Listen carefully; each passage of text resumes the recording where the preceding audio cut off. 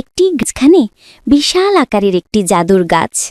গাছটির পাতা উজ্জ্বল সবুজ এবং তাতে মৃদু আলো ঝিকমিক করছে। গাছের গোড়ায় ভিড় করে দাঁড়িয়ে আছে লোভী গ্রামবাসীরা, তাদের চোখে মুখে কেবল পাওয়ার আকাঙ্ক্ষা। গ্রামের লোকেরা গাছটির কাছে গিয়ে অর্থ, স্বর্ণালঙ্কার আর দামি জিনিসের ইচ্ছা প্রকাশ করছে। গাছটি তাদের সব ইচ্ছা পূরণ করছে, আর বিনিময়ে গাছের ডালপালা থেকে শক্তি নিঃশেষ হয়ে যাচ্ছে। কিছুদিন পর গাছটি লোভী মানুষদের ইচ্ছা পূরণ করতে করতে শুকিয়ে যেতে শুরু করে।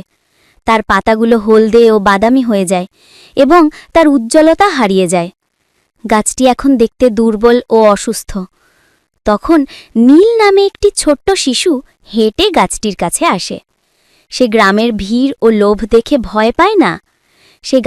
সে গাছটির শুষ্ক ডালপালা দেখে খুব দুঃখিত হয়।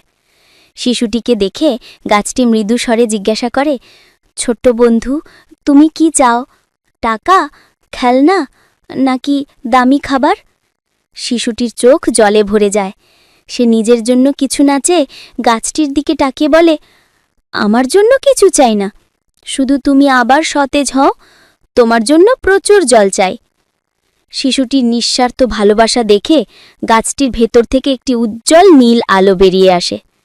মুহূর্তেই গাছের সমস্ত পাতা সবুজ হয়ে ওঠে, ডালপালা সতেজ হয়ে ওঠে।